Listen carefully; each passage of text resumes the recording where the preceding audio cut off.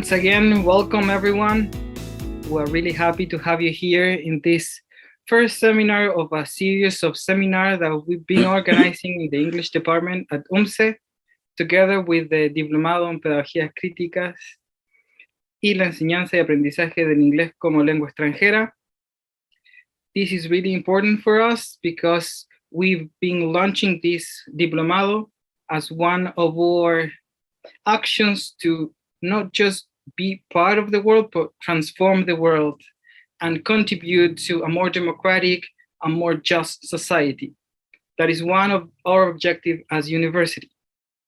We've been talking with a lot of important educators, like the same Ira Shor that will be with us today, with Professor Maclaren, with Professor Michael Apple, and a lot of people, and we've come to the agreement that we know that there are a lot of people talking about critical pedagogies. There are a lot of readings about critical pedagogy, but there is just a few programs that address critical pedagogy as a program to not just receive knowledge, but create this new knowledge and to educate ourselves in this new knowledge with this critical perspective. And it's really important to have this new critical perspective in a society that is in uncertain times, in a society that have been attacked, reducing the democratic spaces. We have an example very close to Chile in Brazil, where they have this Escuela Sin Partido program, where they are attacking Paulo Freire's work, they are attacking critical pedagogues, or even the states with Trump's conservative actions, persecuting critical pedagogues. So we have to form these international alliances for people who want to create a more just and democratic society.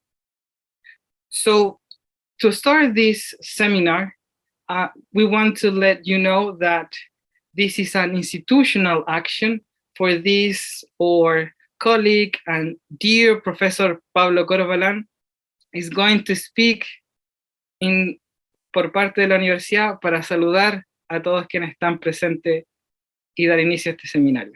So, Pablo, the floor is yours.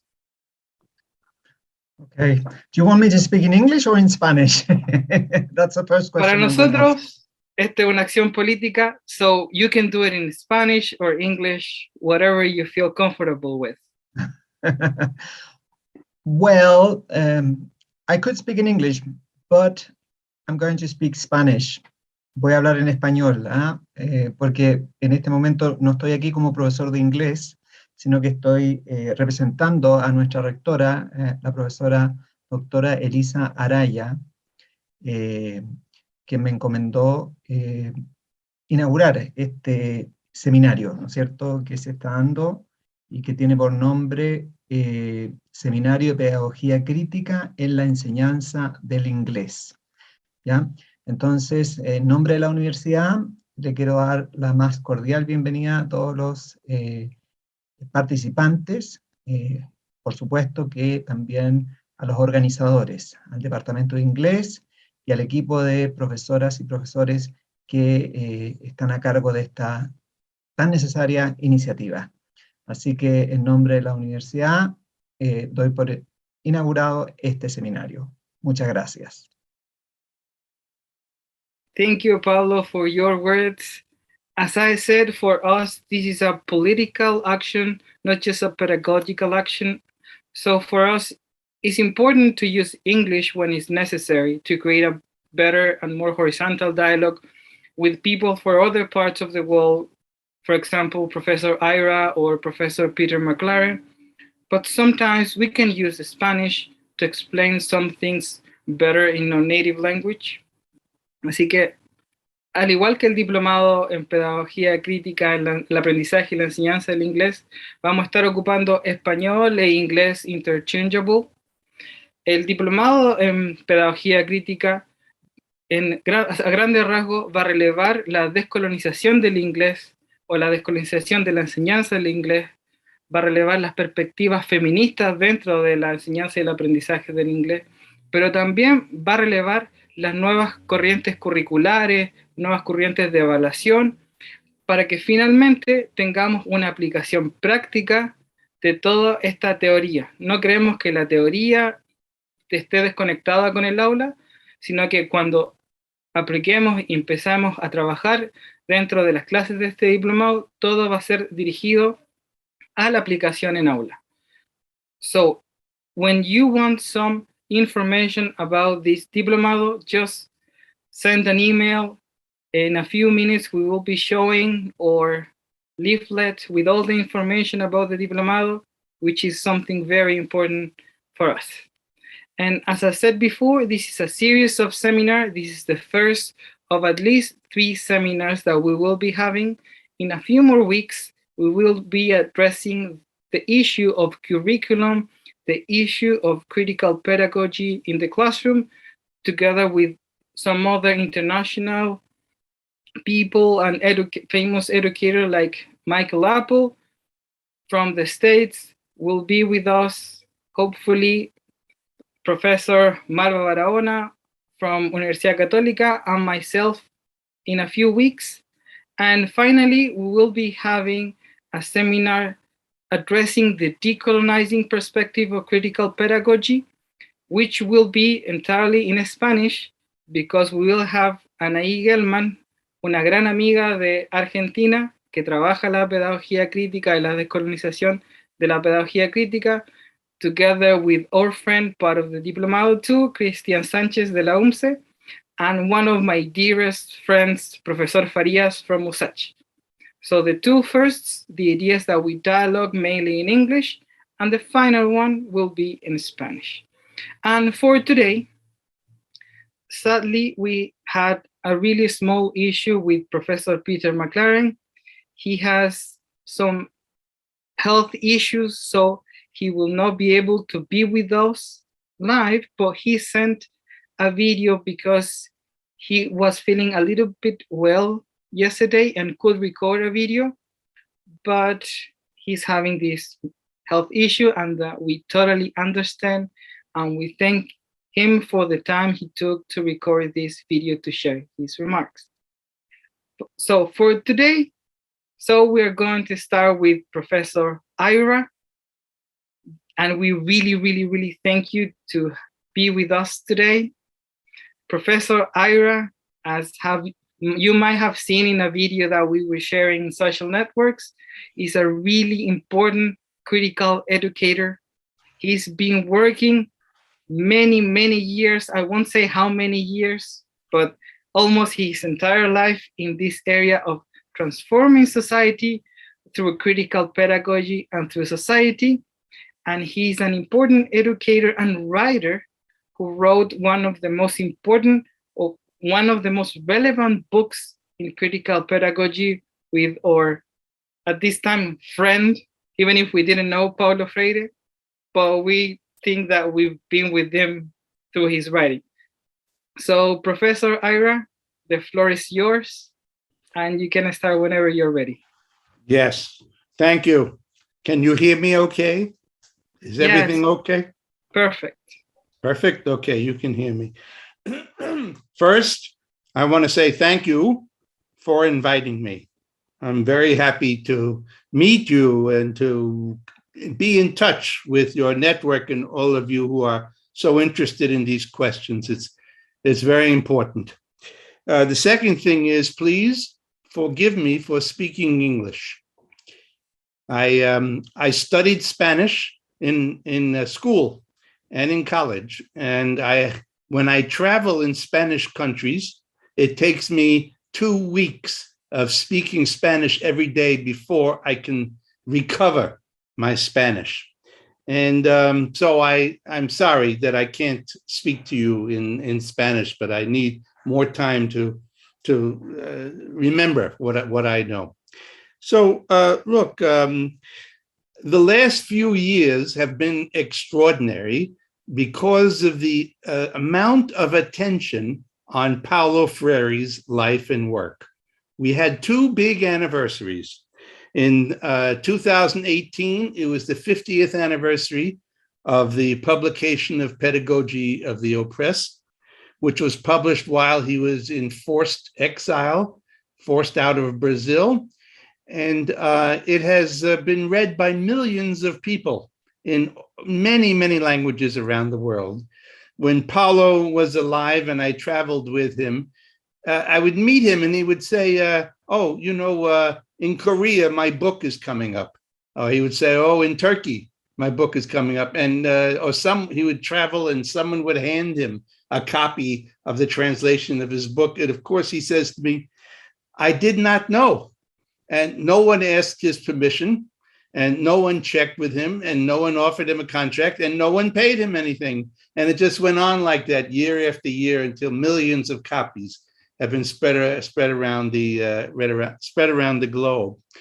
So the book is what we call in English a phenomenon, because it is so well read and so popular and so important as a starting point for making sense of our roles as critical teachers and liberatory educators and as change agents in society. It's a very good starting point. But here is something Paulo urged for all of us, that we must not copy him.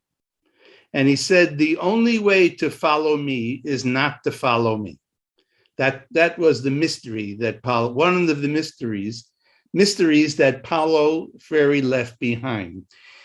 He invented a way of working in the Brazilian reality of the 1940s, 50s, and 60s. And he created what he called, and we call, a situated pedagogy. It was very historically situated in the Brazilian conditions and openings and limits of the 1950s, which was a pre-revolutionary period in Brazil. And a coordination of events came together that was very hospitable for Paulo. In 1947, he received his law degree. He went to law school in 1942. And in 47, he got his law degree. And he went to practice as a lawyer. His first case, maybe you read the story in the books he has written, his first case was a dentist, a young dentist who just took out many loans to establish his office. And he could not build a practice to pay off his loans. So Paulo's law office was suing the dentist for all the money that he owed for borrowing. So the dentist came to Paulo's office and sat there and said, you can have all my furniture. You can have all my dental equipment. You can have all my desks and everything I own. You can have my house and my refrigerator. There is only one thing you cannot have. You cannot have my little girl who I love. Everything else you can take away. So Paulo was across the desk listening to him, and he was overwhelmed with sadness at this young man with a little child losing everything. So he said to the dentist, I will delay filing these papers for a day or two. That will give you some time to try to sell as much as you can and take the money. The dentist was very grateful and went home. That night, Paulo came home to his first wife, Elza, and said to her, I am no longer a lawyer. I do not want to be a lawyer, because he did not like what he would be called upon to do. So he was, at that time, he was 26 years old, a lawyer by training, and he had no income, and he was starting a family with Elza. So he waited around, looked around, and then there was a certain historical moment that that's worth thinking about. After World War II, there was tremendous destruction all over the world. And all of the nations that had been bombed and attacked by the Germans and the Italian fascists, they all had to rebuild. So you know how capitalism works. It's called creative destruction. That at a certain point, capitalism freezes as a system because it is overproducing too many goods that no one has the money enough to buy. So then the market system freezes because there are no longer exchanges and transactions. At that moment, something very big and awful happens. And it's been called in the literature creative destruction. I don't think it's so creative, but the economists have a different way of seeing the world. Anyhow, what it means is that a lot of destruction happens, and all the destruction now requires rebuilding. And everyone who has made capital or made money in the previous period now has something to invest in all this rebuilding. So the whole world in 1946 was involved in rebuilding. And the United States went into an economic boom because we were the only nation in the world whose industrial base and railroads and ports were not destroyed by bombs and attacks, because the Nazis and the Japanese and the Italians, all the fascist armies never reached here. So at the end of the war, we had an enormous productive base, and no one else did. So the economy went into a tremendous boom. And all around the world, the industrial leaders of various worlds wanted to take part in this industrial boom, including in Brazil, where Paulo was. So the belief at that time was that to take part in the world expansion, you needed a literate workforce. You had to educate the working class, and they all had to know how to read and write. And you couldn't take this leap forward. It was called takeoff in English. Takeoff means suddenly, like a plane taking off. Your economy takes off because you've reached the critical mass of literate workers. And Brazil had 20 to 30 million illiterate working class people and peasants at that time. So the industrialists, the nationalist bourgeoisie, and the liberals among them thought we must teach all our working people and peasants to read and write. And now they said, yes, that's very important, because we want to develop in this very rich and large and poor nation, but we have to teach them to read and write. Now, how can we do that spending the least money possible? That we have to, it has to be efficient, effective, and fast. So we don't want to overinvest in teaching the working class how to read and write. So how are we going to do this? And what happened was that there was Paulo Freire looking for a job. He just quit the law practice, and now he was looking for a job. And one of these units that wanted to develop the working class was called, its initials are SESI in Portuguese. It means Industrial Social Services. And Paulo Freire was hired to be director of family and cultural education in that. So over the next 10 years in SCSI, he got to know the working class of Brazil very intimately. And it taught him some democratic lessons. Like once there was a dispute where one of the directors wanted all the janitors to wear special caps. So Paulo objected to that policy. He said, well, we should ask the janitors if they want to wear caps. These are small examples of the democratic orientation that Paulo brought to leadership and administration. And another time he asked the staff, are there any changes you want us to make in the organization? And one of the staff said, all of you directors, you all ask us to go out and bring you coffee, to bring you food, to bring you sandwiches, to get a newspaper. And we're going out all day. Why don't you collect all your requests at once, the same time, and give them to us so we don't have to go out on 10 different trips during the day?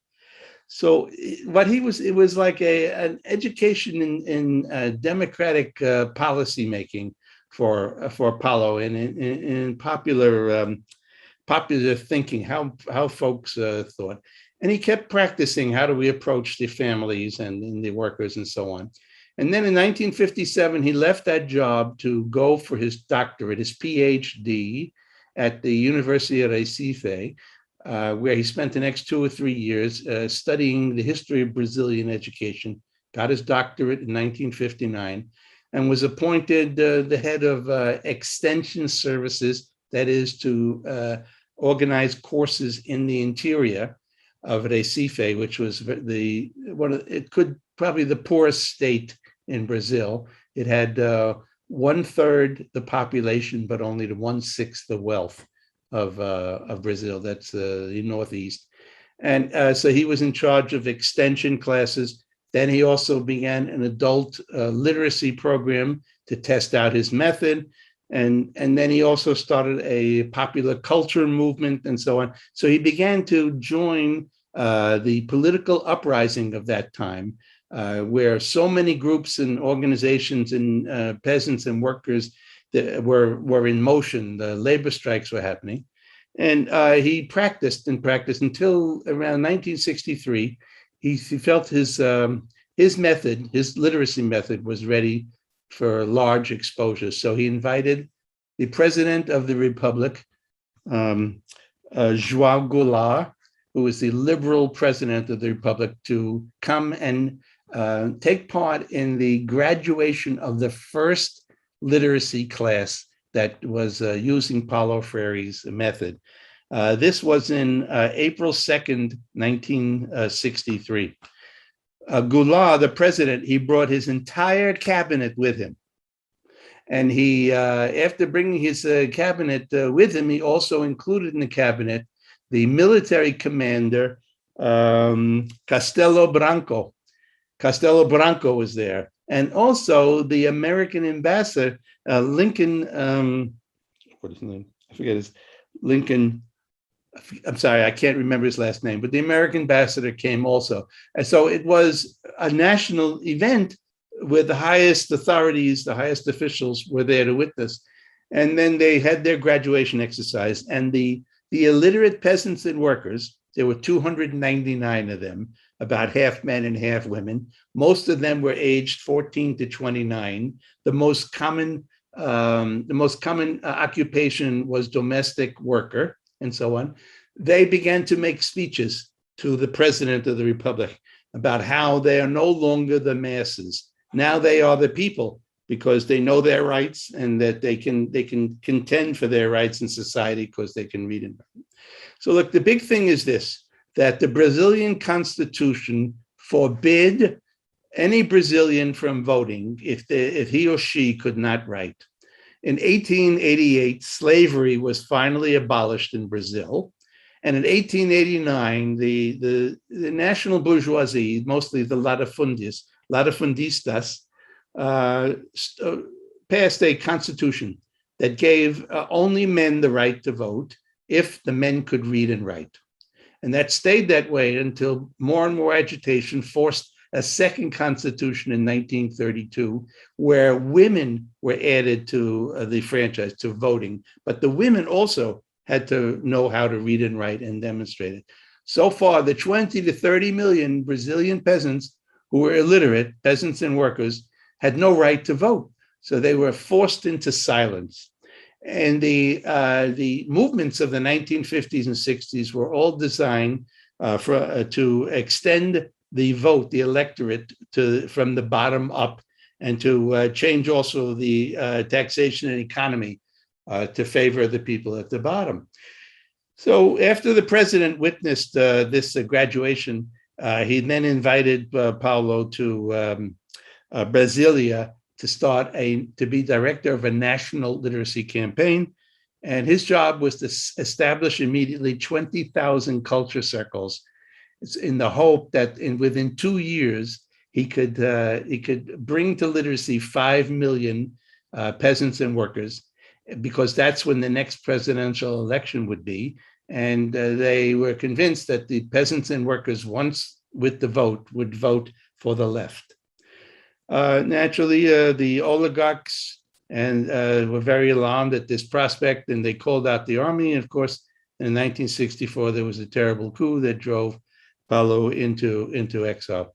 So what I call this moment, Paulo was thrown out of Brazil, but now I call it that he became Brazil's unintended gift to the world.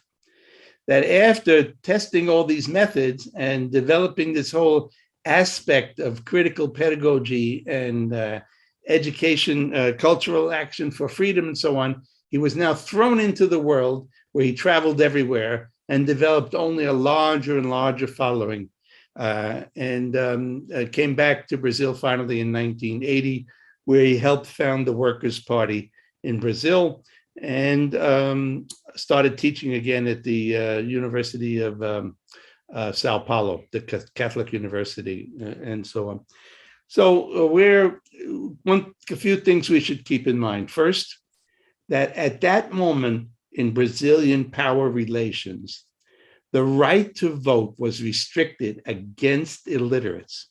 So any of us teachers, us language teachers, who went to work with the movements immediately could add to their power and their authority, because everyone we taught to read and write could then go to the election commission and demand the right to vote.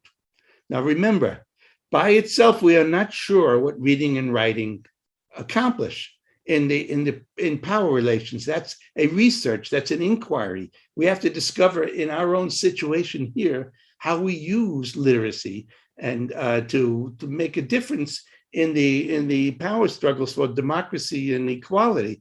It just so happened that in the 1950s and 60s, Brazil forbade 20 to 30 million peasants and workers from voting. But if they could learn to read and write, they had the legal right to vote. So this is where Paulo Freire and history found each other and created a pre-revolutionary situation in Brazil at that moment. Now, it may repeat in other places, but we can't copy and follow Paulo's example as if history is just a rubber stamp that continues similarly from place to place. That we have to situate this critical pedagogy and education for liberation and critical literacy. We have to situate it now in the terms of our own society and our own conditions, because it's not clear how we best use our very considerable talents. Teachers are extremely important people. And that's why Paulo was arrested, because he was a teacher in 1964. We have to remember, he was not a guerrilla. He was not even a politician. He was not an elected senator. He was a teacher of reading and writing. And he went all around the country doing workshops, professional development workshops. And in that moment, it was absolutely essential for the move, for the left forces to move forward. Now, in my society now, and for many of us, we don't work in non-formal education. We don't work like Paulo did in alphabetization or literacy classes for illiterate peasants and workers. That was the crucial item then. Most of us teach in what are called post-literate settings and also in formal education. Paulo Freire taught in informal education, pre-literacy, informal education. Most of us are in schools and colleges, in formal institutions that are very bureaucratic, very institutionalized, very regulated, and very supervised. There's a lot of surveillance that through which they certify the teachers that are allowed to operate in these formal institutions. That's where I have spent my whole life.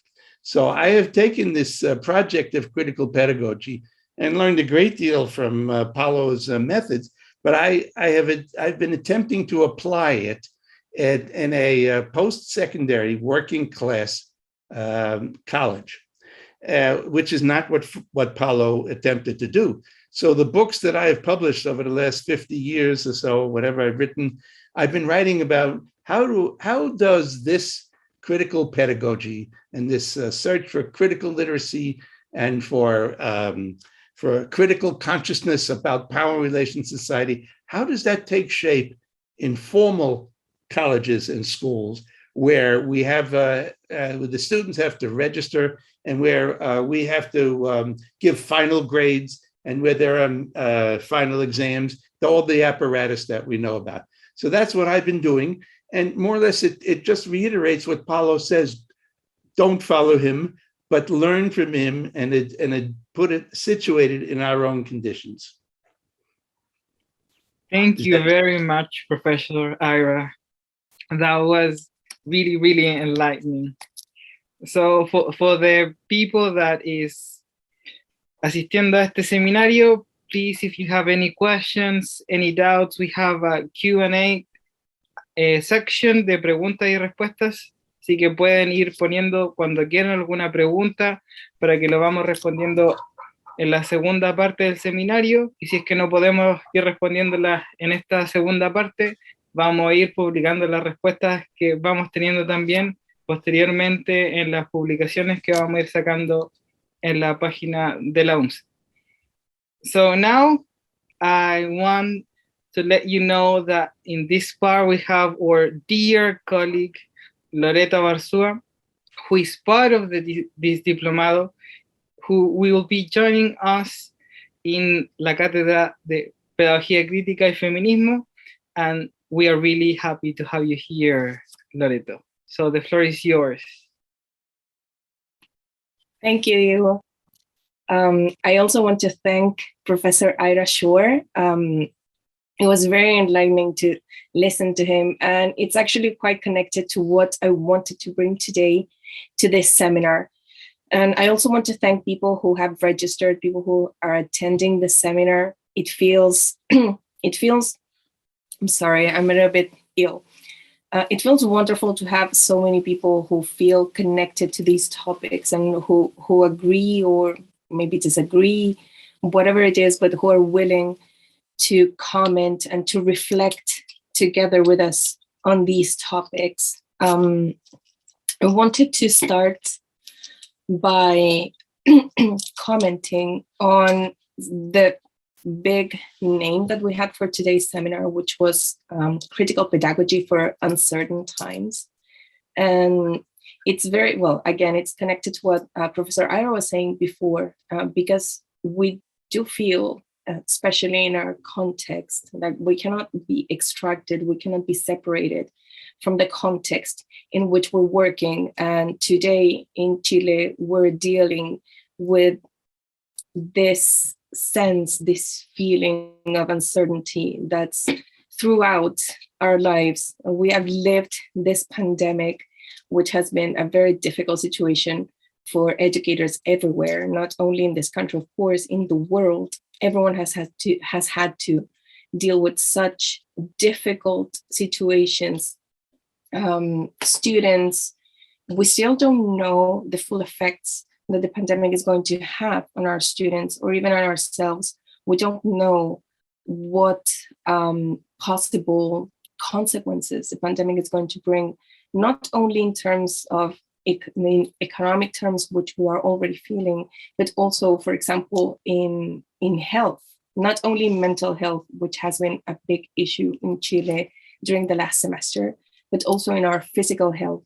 We don't know how many children are going to be facing consequences from long COVID, for example, different I don't know, health issues that could be prolonged.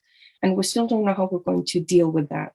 So with so many things that are happening politically, well, we have been facing a difficult situation ever since the social outbreak we had here in 2019, I'm sorry, I was going to say 2011, but it doesn't go as far back as that, even though we can argue that 2011 was a big precedent for what already happened a few years ago. We're dealing with so many things happening, you know, the referendum coming up, and things have been, well, again, uncertain. And it's very difficult to deal with uncertainty. And I'm saying all of this, not because I bring certainties to anyone, because I don't. I don't think anyone can bring certainties to what's going on at the moment. But I do feel that, and this is part of the motivation that we had together with my colleagues, with Diego, who's here, and the rest of our colleagues who will be present in the next seminars coming up. Part of our motivation was related to having a space, like taking spaces such as this, and even a more institutionalized space, such as the diploma course that we have planned, to reflect, to talk, and to make a space in which we can definitely come up with some different strategies and different ways in which we can cope with the uncertainty. So having said that, I also wanted to bring attention to the need of continuing to learn and reflecting. You know, reflection to me is the core part of what we're doing. The critical pedagogy could not happen if we didn't have reflection, not only us as teachers, but the type of reflection that we want to bring out in our students as well, at whatever level they can. We've heard people before asking, like, how can we ask students to be reflexive, to be able to reflect on complex matters? For example, thinking of students who have, I'm going to put a very specific example, like students with cognitive development problems, such as students with Down syndrome. And how does this dialogue with having inclusive classrooms? And of course it does, because we're asking students to reflect at the level they can reflect, of course. We're not asking students to do things that are out of their control, or things that they cannot do because of their stage of development. Similar to what has happened in the past, I think, 2 days, politically, again, in relation, here in Chile, we have had some issues with people understanding what educación sexual integral programs mean, like integral sexual education. I'm sorry, I don't know how to say that, how to translate that into English. Yeah. And we know, again, that in Florida, teachers have been forbidden to talk about such things, or new bills have been created, or they are trying to push these new bills. So again, this is not something that only happens in this country. We see just the pushback of what's happening with conservative voices who are trying just to maintain certain places and certain places of power. And again, we're wondering what the role of universities, of institutions such as schools or public universities like UMCE, like the role we have in these times, in these difficulties. What is the space that we can take? And I imagine that if you're here today in this conversation, or if this is something that you do with your classmates, if you're a student, or with your coworkers, like to take the time to talk about these issues, you're probably interested, and you feel maybe that you have agency to do some things. And again, this is something that is particularly interesting and important in the Chilean education system. I've seen in research that I've carried out, that I've helped with, I've seen too much of teachers feeling this lack of agency towards what we can do in classrooms, especially during this period, this very first semester we have finished, and in schools, like right after lockdowns were lifted everywhere, and teachers have been dealing a lot with that sense of powerlessness that has come around, and the sense of the surge of violence that we have seen at schools everywhere. So yeah, in that sense, I I think that we all feel connected to Paulo Freire's pedagogy, liberation pedagogy, to the work, for example. I don't know if you feel inspired. And one of my biggest inspirations, of course, has been Bell Hooks, who talks also in these same senses of this reflective pedagogy that can help students, that can help us as well to feel this agency, and to talk in the spaces that we have about issues that are important for us. In the case, well, in my case in particular, in the diploma course, I will be in charge of discussing and reflecting and talking to you about, well, not you in particular, I'm sorry, to people, to whoever wants to take the course with us. We will be reflecting a lot about gender issues in the classroom and feminist pedagogy, pedagogies in plural, because I don't feel that there's just one way of doing feminist pedagogy. And that's part of, I feel, of the agency that we have. Like, agency is political, and a feminist perspective in education is also political. Many people come, and this again has to do with neoliberal policies put forward and enforced by universities, of course, and schools. Like, people feel that you can just take a course, or you can take one day, like one lesson, 1 3-hour lecture, and then you're going to receive this sort of manual or a list of tips that you can apply in your pedagogy in order to become feminist, or in order to be to apply a gender perspective on things. And again, that's not really how we as a team in this diploma course, or me in particular, but we can approach really these liberation pedagogies or critical pedagogies in general. Like, this is a political stance. This is not really a set of, or a manual that you can follow in order to become something. That's why it requires a lot of reflection and a lot of context in order to work. I don't think that it's possible to do this without positioning, like a personal positionality in the entire setting. Like, it's not something that we can just completely separate from who you are. And this brings along coping with a lot of contradictions that we can face in this search for transformation in schools, a search for transformation in our practices in the general sense, in particular and in general, of course.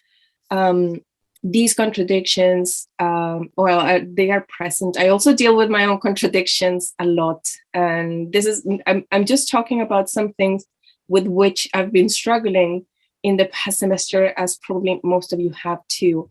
And these contradictions that we can see in our teacher education programs, for example, where we have teachers having to communicate with schools in different ways.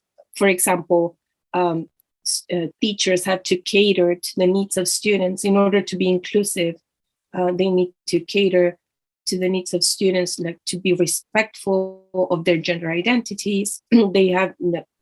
There's this thing with politics of identities that teachers have to deal very respectfully, and they have to help students make sense of such things. But at the same time, teachers are being told all the time that they need to improve the education, improve the educational system, or to improve education by producing numbers and by making students perform better in standardized tests that are taken. We can see that with the government, for example. They have tried to stop the CIMSE test, which we know is one of the biggest standardized tests we give to students in the country. And still, there's been, again, a conservative pushback against that. Like, some evidence has been presented that CIMSE might not be good for students. However, it continues to be enforced by a good part and a big part of society. And we still have to deal with the contradictions that we have with families, for example, at schools, where we have families that want their students to be educated by the school, but at the same time, they say schools are not there to educate my children. I'm supposed to educate my children. And teachers are still supposed to deal with all of these contradictions in different ways. So I don't think, or I don't see how these nice people will keep their sanity about them. I always wonder this, like, it's something to become insane, like having to deal with so many different requirements from different people. It's very, very difficult to cater to that and to be, for example, a reflective teacher, and to have time, to take time to talk to coworkers about this. So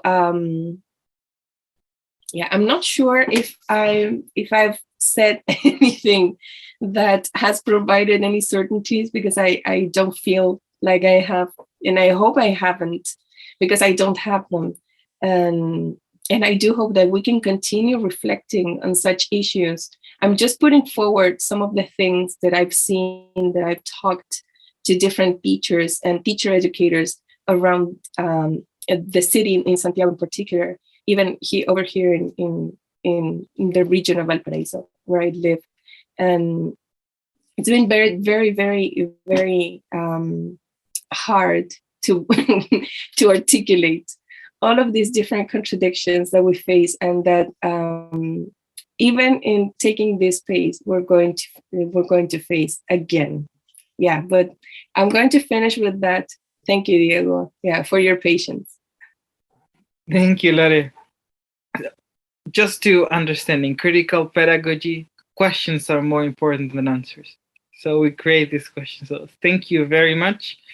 So now we want to include what Professor Peter Maclaren sent us. He sent a video with his remarks. I think it's really connected with what been talking through this seminar.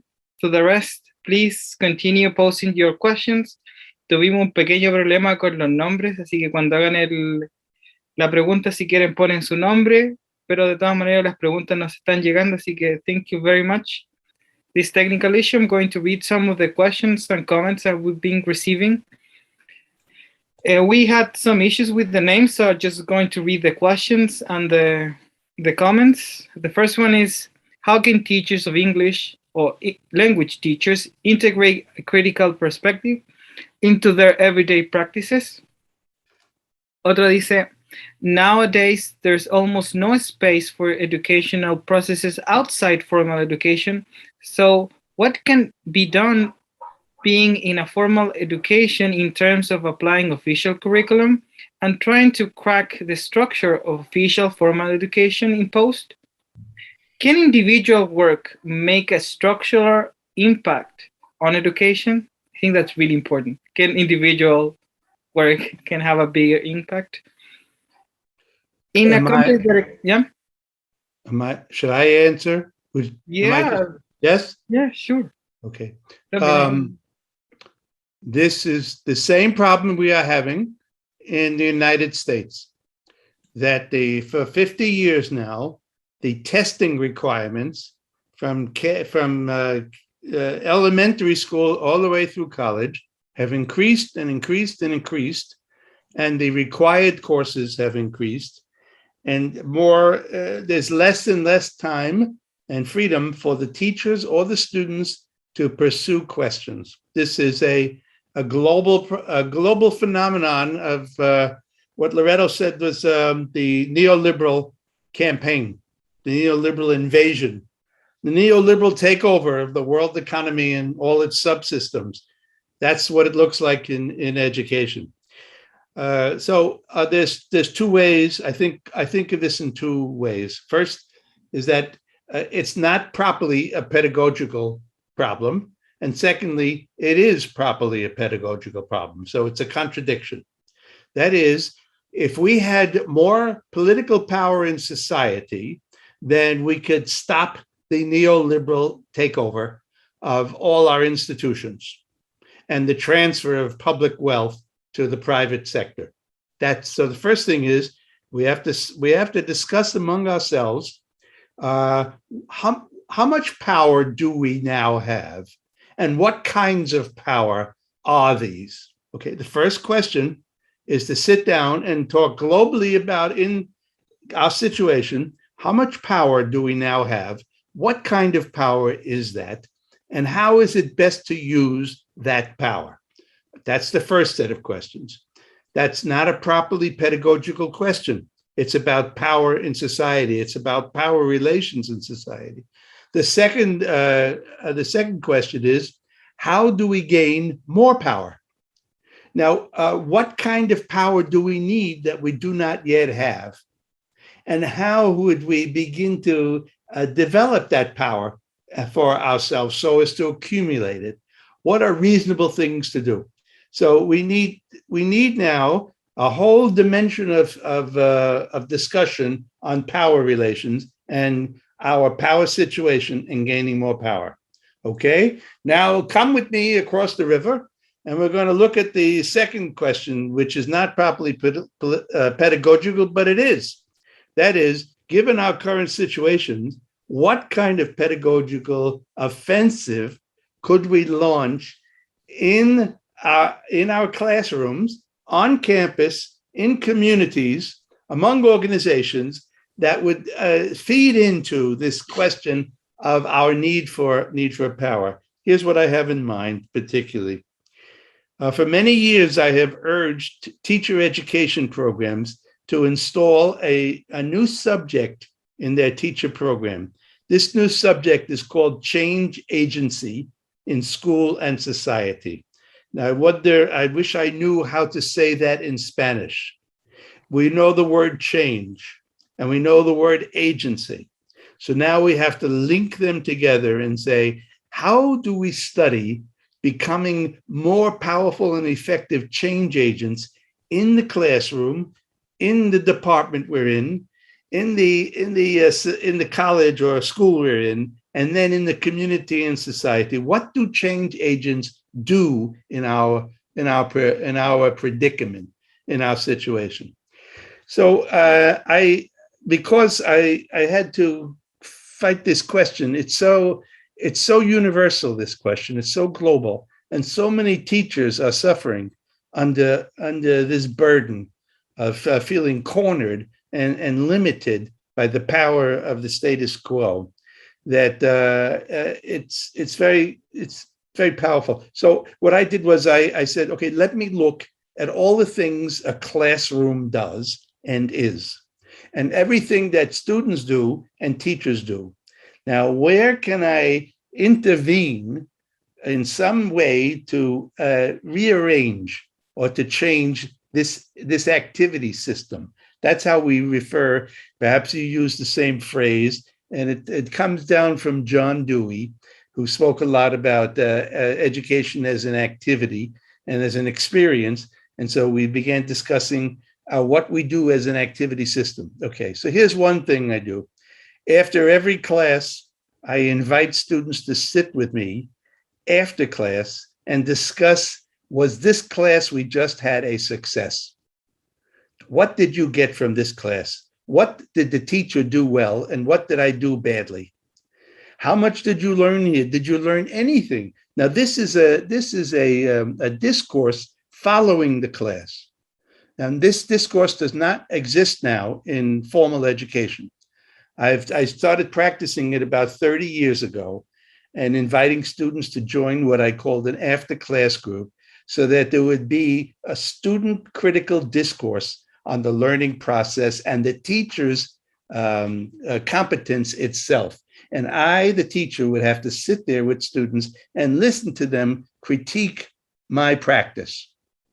So now this is already reinventing power relations in this immediate environment of the classroom. And I wrote about it in 1 or 2 books, so you can read more if it interests you, whatever. But it originated from my question, what can I do in the architecture of social relations and learning relations in the classroom to make a change that is not small, that is big. Second thing is, if the classroom is suffocating, is really closed very powerfully to us, there are other spaces in the school or college that are not closed. So this has to do with the hallways, the walls, the exterior of the school, and also when students come to class or come to school, they should pass through your body. That is, our bodies should be situated outside the classroom with all these other sites or venues or places, and some activity that addresses them should be going on, so that in a sense it's extracurricular and cannot be forbidden by the authorities because it does not interfere with the curriculum they are trying to impose. But now there is this empty open space. So we did, with some colleagues, we did a variety of things. And I used the walls and the door of my classroom as a kiosk to try to attract attention. And so that's one thing. So now we have to start thinking in terms of education as spatial, that there's a space in the classroom, there are spaces outside of the classroom. Then there are institutional spaces not in the classroom that happen at other certain committee meetings or certain kind of assemblies where there is a discourse that we can intervene with and begin to question this whole neoliberal pedagogy, this neoliberal curriculum as having failed schools and colleges for 100 years already. We can research this failure. It's been a terrible failure, all these testing regimes and these lecture regimes, and we can begin to contest them in outside arenas where any of these discourses occur. And what we can do is now start a school newsletter where we begin to short newsletter where we begin to write and circulate and put in every mailbox and under every door and on every wall and in every outdoor space, we put these announcements and these critiques of the status quo in an attempt to find some space to put the authorities on the defensive. Now I'm going to stop right here. I've been talking a very long time. So thank you very much for listening to me. Yeah, but really enlightening remarks. So thank you very much. Now we're going to try to show you what Peter Maclaren sent us. So let's hope it works now. Good afternoon, everyone. I wish I could be with you in person, but I'm unable to today. So I'm going to just give some brief comments about critical pedagogy and, of course, focusing on the work of Paulo Freire. And I hope you'll find some of these remarks useful. And let me just begin by giving you a brief overview of critical pedagogy. Of course, critical pedagogy really should be used in the context of plural pedagogies. We should talk not just about critical pedagogy, but about critical pedagogies, because different critical pedagogies emphasize different contexts and different social relations. Some are gender relations, some involve the intersection of gender, race, class. Some focus more on class, and they talk about the strategic positionality of class in relation to other antagonisms within capitalism. So there are many different critical pedagogies. And I generally take a sort of a generalist position. I use the term critical pedagogy as a sort of an umbrella that many of these other pedagogies sort of, are situated underneath this umbrella. And so I look at, for instance, critical race theory as not being subsumed by critical pedagogy, but at least as being part of the same family as critical pedagogy. And of course, what we're seeing now in the United States is we're seeing a major attack on critical race theory, and we're seeing a major attack on critical pedagogy. Many of the governors of states that voted for Trump in 2020 election have created bills that support the banning of certain books, that support very conservative and restrictive ways of teaching American history, the history of slavery, the history of Jim Crow, the history of the Civil War, the history of contemporary U.S. Social relations, racial relations, for instance, and certain bills have mandated that we approach American history by highlighting only the most positive features of U.S. history. In fact, we could call it a whitewashing of U.S. history. That the U.S. history is all about, the United States as a Christian nation, as a nation of, European immigrants. And if you, are bold enough to talk about, U.S., systemic racism or settler colonialism, or if you, want to talk about the politics of indigeneity in the United States, you run the risk of losing your teaching license. You run the risk of being sued by parents. The idea, of course, is that critics of the United States are now being deemed as unpatriotic. They're being deemed as, communists who are trying to groom students to hate the United States and to build a socialist government in its stead. Well, I'm a socialist. Many, but not all, critical educators are socialists. My position is that critical patriotism is something that we need to develop and we need to nurture. And that does show a love of country, because any country that is going to make progress in its own, historical relations with many diverse peoples has to be, in some fundamental way, be self-critical.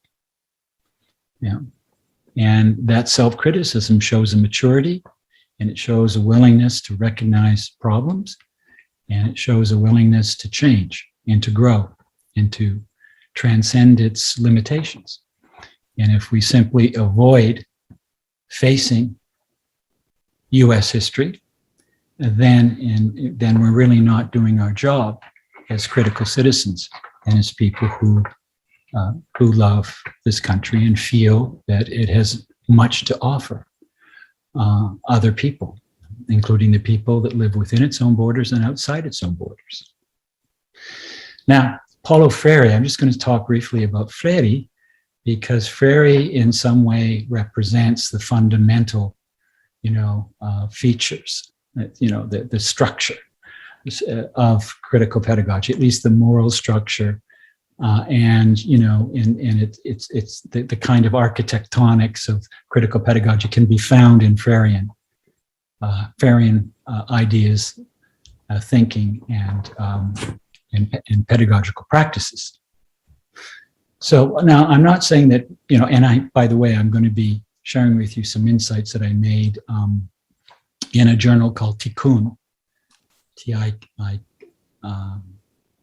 what is it, T-I-K-U-U-N, or is it T-I-K-K-U-N? I'm not sure. But it's called Tikkun, and it's a lengthy interview that I did, and I'll just be sharing some insights from that. Well, I'm not saying that Freire should be treated as a religious text. Some people almost, look to Paulo Freire in a way that cannot escape simply being mesmerized by the power of his thinking. His thinking is powerful. It doesn't mean that we turn Freire into a kind of pedagogical religion by any means, but Freire, of course, is foundational to any discussion of critical pedagogy. Now, Freire came to understand that oppressed learners had internalized profoundly negative images of themselves, images that Freire identified as created and imposed by the oppressor, and felt powerless to make changes in their lives and become active agents in history.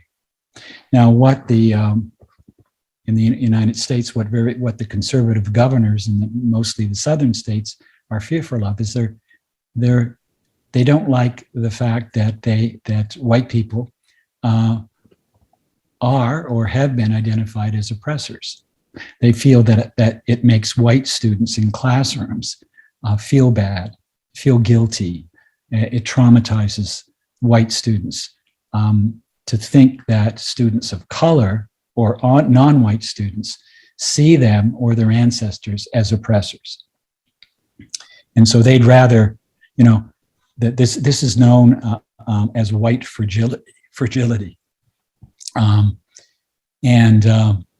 It's simply ludicrous when you think about it, because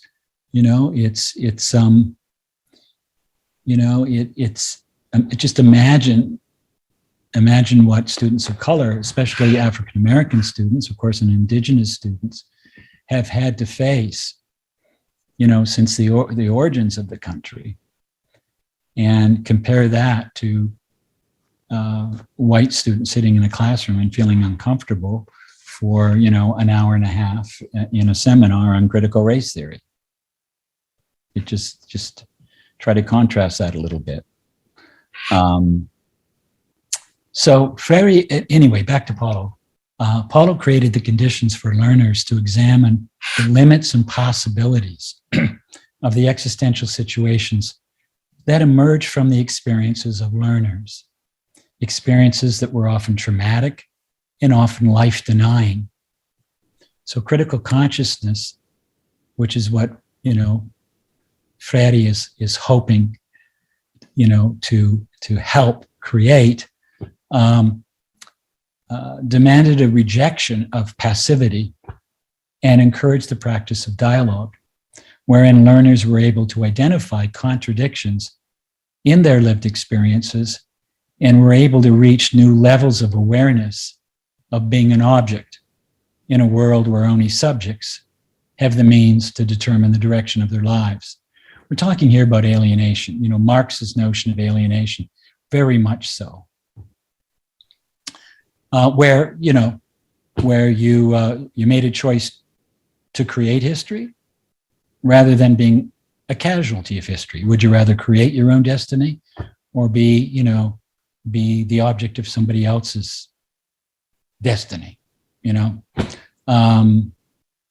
And yes, Freire's critique, of course, of banking education is, I think everybody is pretty much familiar with that, that the standard, mainstream concept, of knowledge is that, certainly I found this out to be the case when I was teaching in China for 5 years, teaching university, that, knowledge is something that you memorize. It's a fact or a formula that is deposited in your brain pan, and like money in the bank. You deposit knowledge in your brain, in your memory banks, like knowledge like money in a bank. And he sort of, broke that mold and said, that's not how you should look at knowledge. I mean, we can get computers to do that now. We don't need to do it ourselves. What we need to do is to learn what questions should we ask? What counts as knowledge? Whose knowledge benefits whom? That's a really important question, right? And questions of truth, questions of verifiability. What counts as truth? What counts as meaningful? How knowledge is constructed? How knowledge is it really a social relation, right? There are all kinds of ways of interrogating the whole question of knowledge. And Freire really opened the door to many of these. So North American students came to appreciate Freire's critique more quickly than I think in some other countries in which I've taught classes. So I mentioned that it was an extremely difficult concept for graduate students who I was teaching in China over recent years to appreciate. But they did. They finally did, of course. Students initially asked me, Professor Maclaren, why are you wasting time inviting students to share their life experiences? You're the expert, Professor Maclaren, and we just want your ideas, and please write them down on the board. Could you make a PowerPoint presentation, please? And we'll memorize whatever you put down. And but at the end of the course, and of course these were graduate students, and at the end of the course, they began to appreciate Freire's critique once we were able to develop a sufficient amount of trust between us. And eventually, they started reading Pedagogy of the Oppressed in Mandarin that I had written, and I was quite honored to be asked to do the introduction to Pedagogy of the Oppressed, at least the latest edition that appears now in mainland China in Mandarin. So that Freirean education is really not about discovering the truth of the world through theoretical study and then engaging in a step-by-step application of our knowledge to the world, but rather engaging the material world critically in ways that enable an understanding of the world that seizes the will of the learner. And I call this, protagonistic knowledge. Those whom Freire referred to as the oppressed see a world that they believe has already been written and view themselves as having been written right out of this world. Freirean critical consciousness is a type of, again, protagonistic knowledge that occurs by recognizing the world as an arena of struggle and seeking the means to overcome the privileging hierarchies that constitute it. Effectively, rewriting the world by being in and with the world. That is, moving outside the fatalism that pervades the technocratic knowledge of capitalist modernity, right? Which traps so many of the oppressed as victims of history. So Freire talked about reading the word in the world, reading the word and the world, right? The world isn't antiseptically cleaved from the word, right? What's the relationship between the word and the world? What are the many social relationships? And whose interests do they serve? And how can we make that kind of relationship serve the interests of the oppressed, as well as the interests of the non-oppressed, right? So for Freire, becoming critically conscious is the path to humanization, to our ontological vocation of becoming more fully human.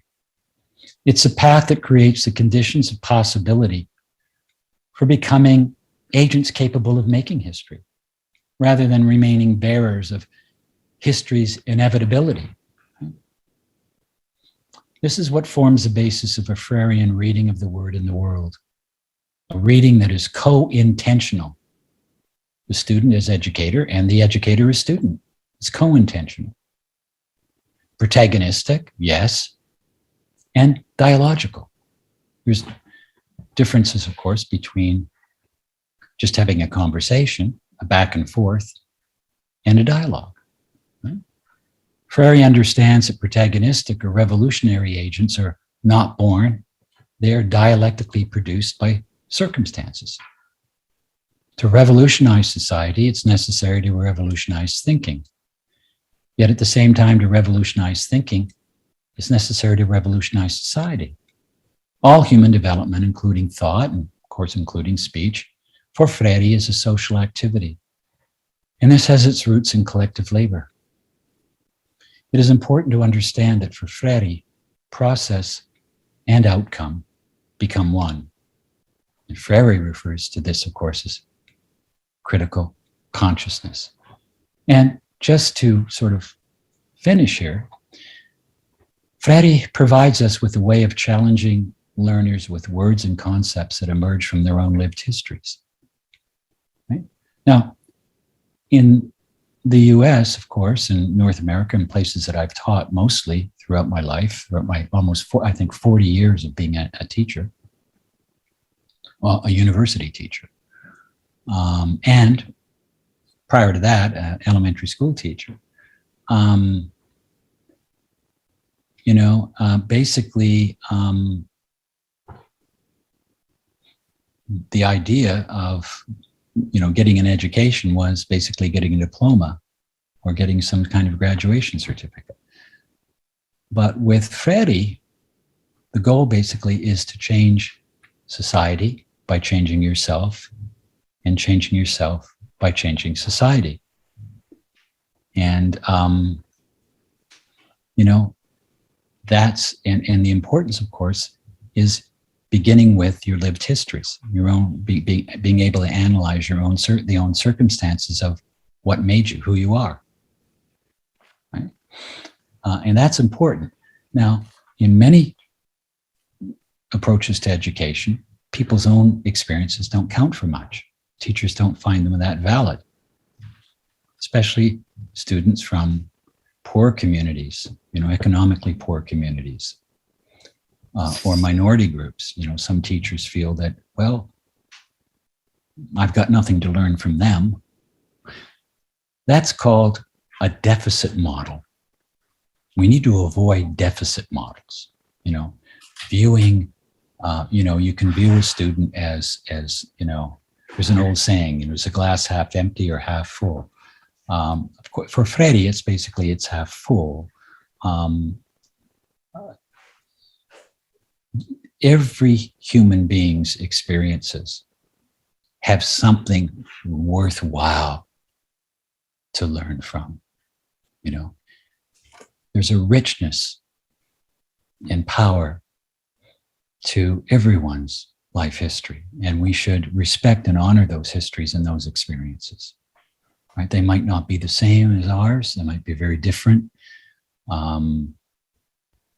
Some people might consider them shallow, but when you look very deep into this person's lived history, it tells you a great deal, not only about them, but about ourselves. Freire understood this. And Freire, Freire tried in I think, a fundamental way to enable groups to appreciate their own lived experiences as being worthwhile and as being the source of transforming themselves and their communities, right? And beyond their communities, sometimes regional transformation or world historical transformation. That's what, Paulo is a world historical figure. His pedagogy, They're Pressed, has, changed the lives of countless students of critical pedagogy and their students and their students' students. So I think that it's too often colleges of education offer very few courses or programs designed around Freire's work or critical pedagogy.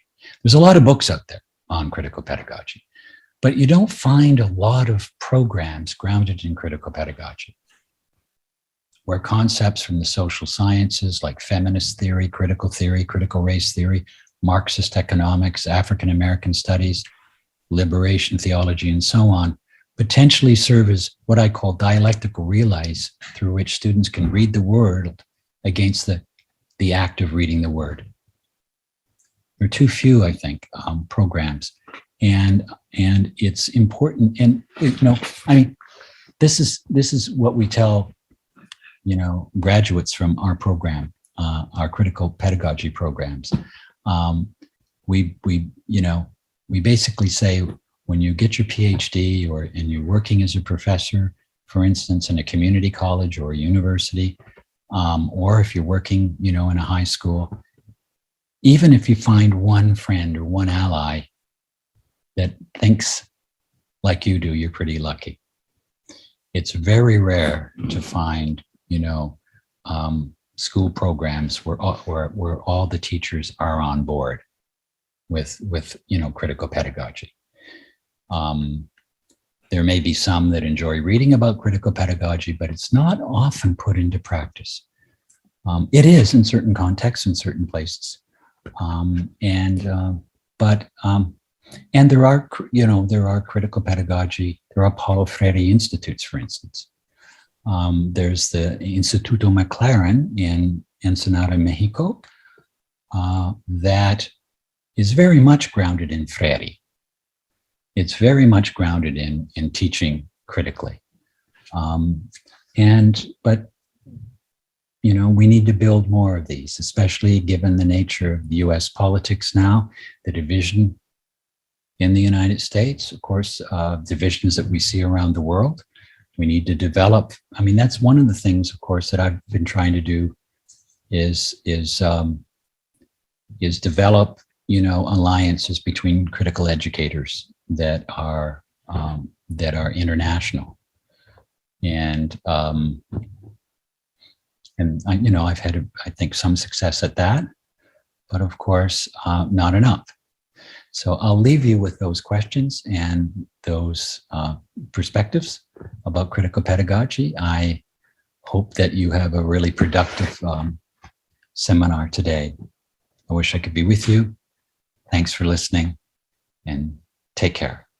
So those were the words that Professor Peter Maclaren sent us. I'm going to read a couple of more questions so Professor Ira and Loreto can share their final remarks. A couple of questions that we have here is like, as teacher, how can we fight against these established ideologies about teaching at a government level? Or is research enough to convince government? If not, what can we do? And another one, I believe that we can improve student participation through the implementation of critical pedagogy. It is a goal that causes me a lot of illusion, since in Chile, student participation is quite low. From your experience, how can we enhance student participation in these times?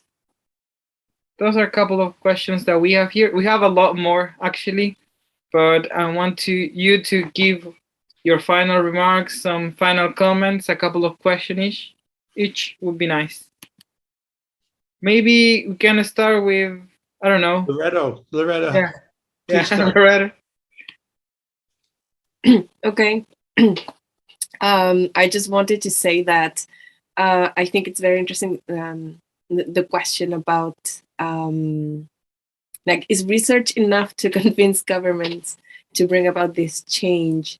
And yeah, we're coming out of a very traumatizing government. I feel I feel personally traumatized by the previous government that we had, because it was a very ideological government that didn't follow evidence. They just did what the conservative minds told them to do, right? So no, definitely, I don't think research and evidence-based research or research-based, I don't think that's enough, definitely.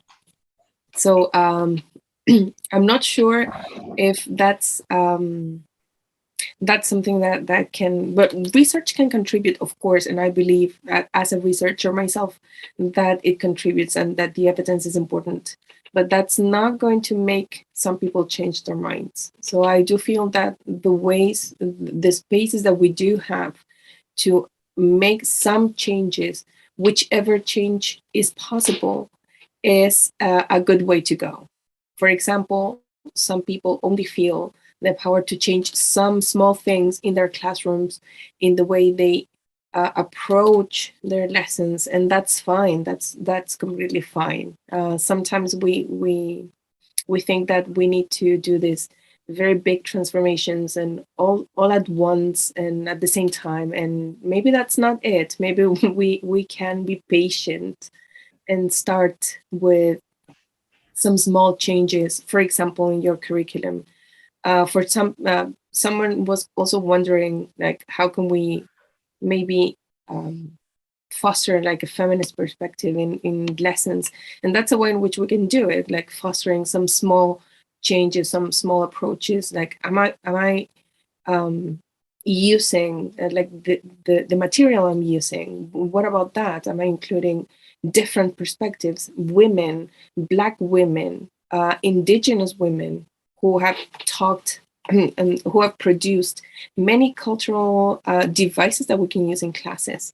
Even women, indigenous women from this region, or people from different countries. Like, for example, when we teach English, do we only focus on people in the United States and in Europe? What about other Englishes? What about Indian English? What about South African English, etc.? So these are very small changes that we can make, and we're not going to change everything, or we're not going to change the educational system that way, I know, and we all know that. But these are very small things that we can do in the spaces that we do have control over. Yeah, Professor, you can go. Oh, gee, that you're absolutely right. When I arrived at my working class college, I discovered that the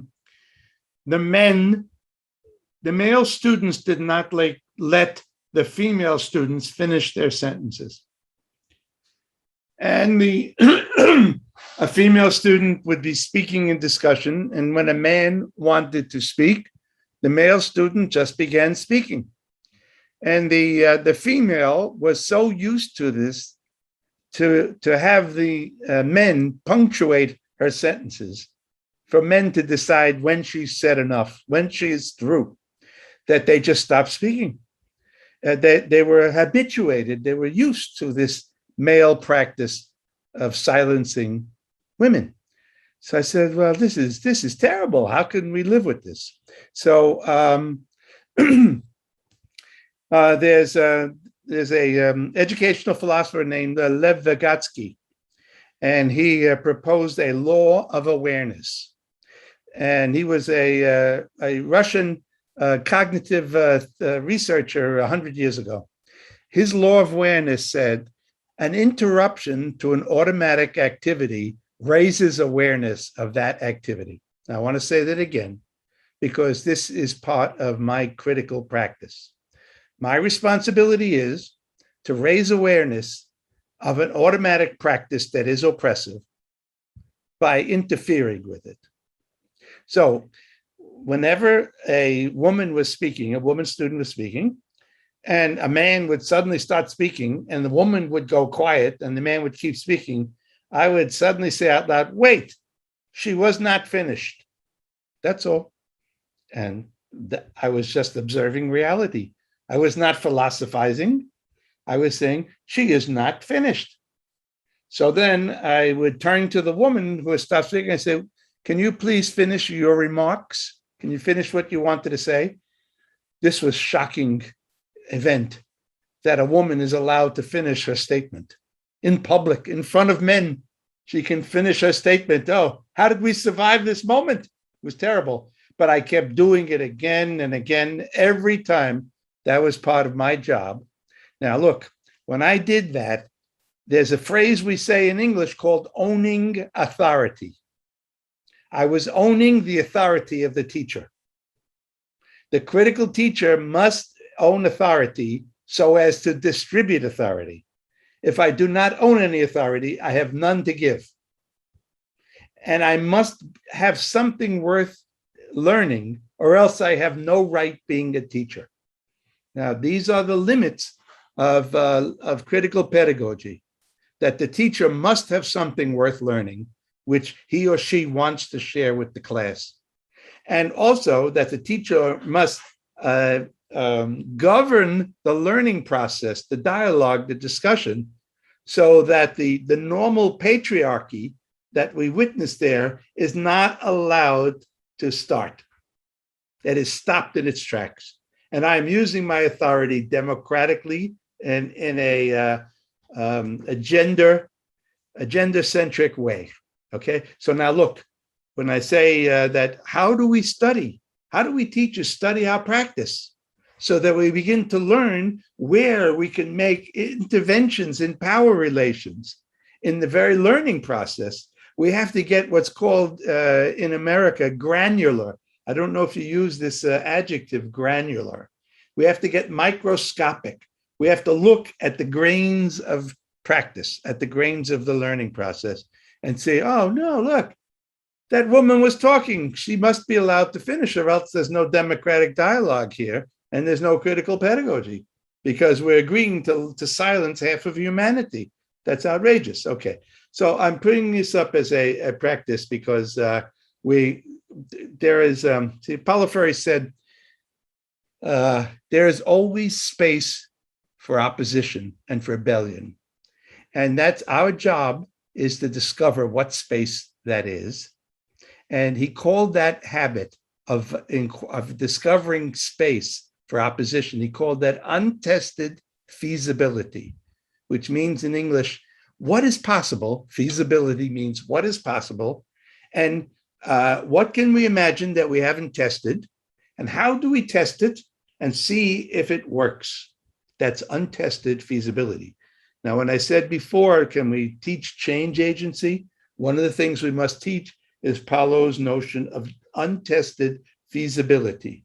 And that, what does it mean for the teacher to own authority so that he or she can install a democratic process?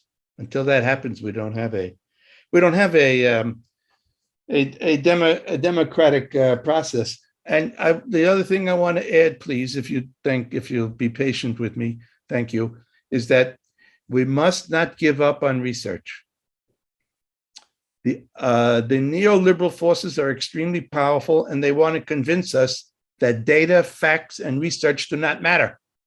All that matter are memes like "lock her up," "build the wall," that Donald Trump keeps shouting to his crazy masses, trying to get them to chant and chant and chant.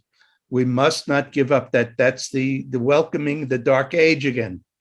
That we are intellectuals who can be proud of our learning and knowledge and not condescend to anybody because of it, but use it as a tool for standing in the way of oppression. So I think that we must learn how to use knowledge so that when we utter it, when we talk it out loud or express it, it's understandable. And Paulo Freire said this: we must be simple, but not simplistic. There's a great difference. When we're simplistic, we condescend to the people we are speaking to. When we're simple, we speak plainly so that anyone can understand what we're saying. And this is extremely difficult because the more we stay in the university, the less we are understood by the masses of people we hope to address.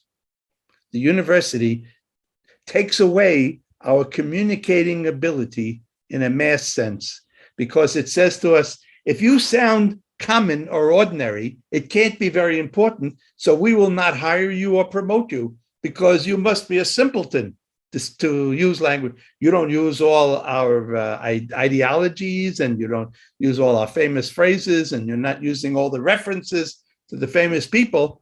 And that's how we want you to speak, to know you are one of us and you belong here, not with them. Them are the masses of people with whom and through whom there is no other route to the future except that. Thank you very much, Professor Ira. And thank you very much, Loreto. And we thank you, Professor Maclaren, for sending us the video too. There are so many things that I want to say, but I know we've been like an hour and a half, more or less, having this great conversation. It was really, really, really enlightening. We know that we have a lot more questions. We'll be answering this question later too. I just want to read one final question for the next seminar is, how can we visualize or exemplify critical pedagogy from the EFL subject?